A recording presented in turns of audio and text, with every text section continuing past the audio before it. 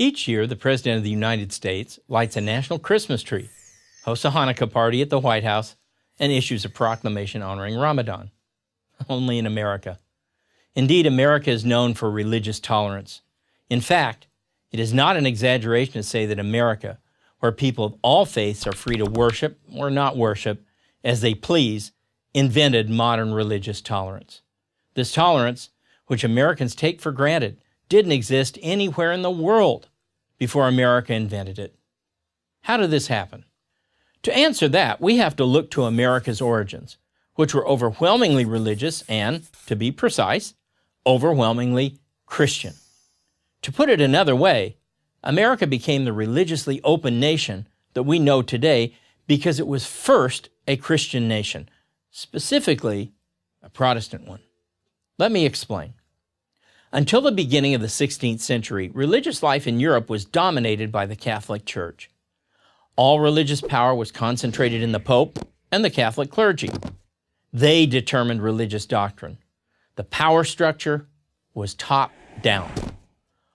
All that changed in 1517 when Martin Luther, a German priest, led a revolt that came to be known as the Protestant Reformation.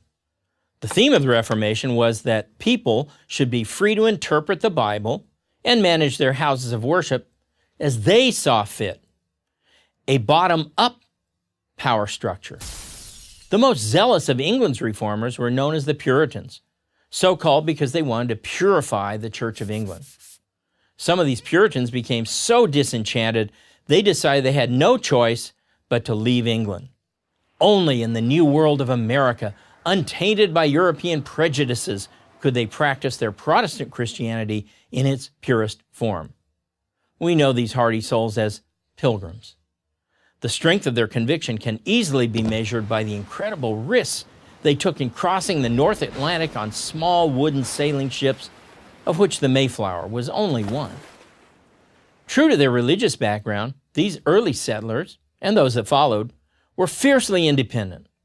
Given that the Puritans believed that people should read and interpret Scripture for themselves, how could it be otherwise? Not surprisingly, it didn't take long before disputes broke out among the settlers regarding doctrine. In fact, the colony of Rhode Island was established in 1638 as a haven for some of these dissidents. Throughout the 17th century, more colonists arrived, including Catholics and Jews, but their numbers remained small relative to the Protestant majority. All the way through American independence in 1776 and the Revolutionary War that followed, Protestants remained dominant. But with more settlers came more religious discord. The only thing that everyone could agree on was that religion, specifically Christianity, firmly rooted, it's important to note, in the Hebrew Scriptures, was central to the new nation's life. When the colonies became states and wrote their state constitutions, they were noticeably Christian in their language and tone. But beyond that, there was little uniformity. Some states granted privileges to specific religions, while others expressed religious freedom for everyone. Delaware required an oath of office that professed faith in God and Jesus Christ. North Carolina prohibited any atheist or one who denied, quote, the truth of the Protestant religion, unquote, to hold office. A handful of states required office holders to be Christians. Some others required public officials to simply state they believed in God. On the other hand, 5 states prohibited clergy from holding office.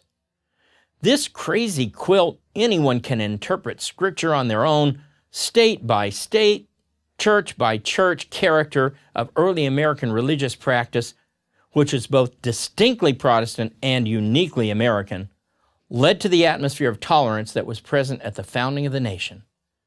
Indeed, it's enshrined in the First Amendment to the U.S. Constitution. Congress shall make no law respecting an establishment of religion or prohibiting the free exercise thereof. Given America's English and European roots, places where governments officially sanction one religion, this was a singular advance in human freedom. So, when the President of the United States lights a national Christmas tree, hosts a Hanukkah party at the White House, and issues a proclamation honoring Ramadan, we should thank those headstrong Puritans. I'm Larry Swikart of the University of Dayton, for Prager University. Join Prager University. Click here to subscribe to our YouTube channel. Click here to sign up for free at prageru.com for quizzes, contests, and prizes.